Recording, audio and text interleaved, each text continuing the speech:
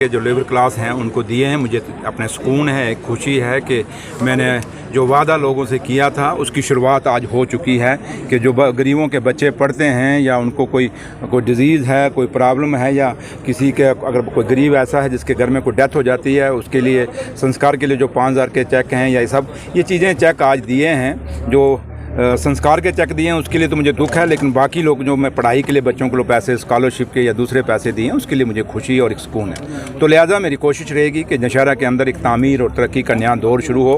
पिछले जो 11 साल हैं उसको हम भूलें, अगले अपने 5 सालों को याद रखें, और लोग जब मैं 5 साल कंप्लीट हों वो माने कि 11 साल जो लोग इस इलाके में चुन के गए थे वो नकम्मे थे, नाकारे थे, कुछ करने वाले नहीं थे, लेकिन सुरिंदर चौधरी ने 5 सालों में एक बदलाव किया और काम किया। मेरे ऑफिसरों पर तो गलत इल्जाम लगाने की कोशिश की, और तुझे मैं एक को कहा, मैं ऑफिसर कह के जाऊंगा, कोई भी सड़क चाहे वो पंचायत ने बनाई है या पुल बनाया है, कोई भी सड़क जो पीडब्ल्यूडी ने बनाई है, जम्मू कश्मीर सरकार ना हिस्सा।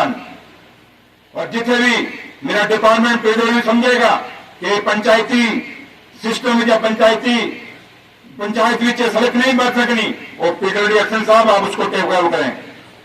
कोई जरूरत नहीं, किसी के डरने की जरूरत नहीं है। और वो सड़कें हम बनाएंगे जो पंचायतें नहीं बना सके, हम टेक ओवर करेंगे। और ये बीडीओ साहब यहां बैठे हैं, मैं इनको कहूंगा वो जो सड़कें आप नहीं बना सकते वो मेरे एक्शन पीडब्ल्यूडी के हवाले कर दें, हम बनाएंगे। लेकिन सड़कें हम अधूरी नहीं छोड़ेंगे। इसलिए मेरे इस बात को कहने का एक मकसद था। आज सब चीजें क्लियर हैं। कोई चीज मेरे ऑफिसर को किसी के डर से डरने की जरूरत नहीं है। डरना तो उस रब से, डरना मेरे से नहीं है, डरना उस मालिक से है। आप अपना काम करिए, लोगों के साथ इंसाफ करिए। लोगों के साथ जो पिछले 11 सालों में जुल्म हुआ उस जुल्म को खत्म करेंगे।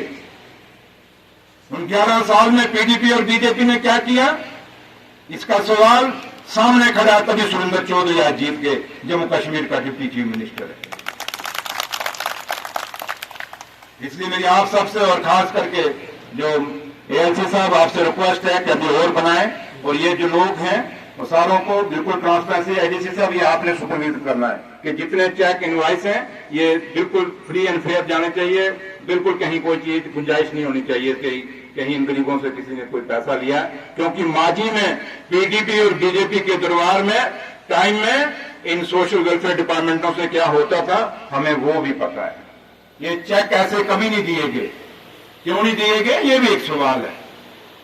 ये पार एक सीआरएफ रोड है, किसने बनाई हमें पता है। इधर सेरी वाली साइड, खैरी वाली साइड, वहां पीएमजीएस रोड बनी, किसने बनाई, कैसे बनाई। और अगर टेंडरों की बात की जाएगी तो मुझे पता है कि 1 या 2 आदमी सिर्फ जम्मू इस नौशहरा के अंदर ठेकेदारी करते थे, बाकी सबके कार्ड रिजेक्ट होते थे।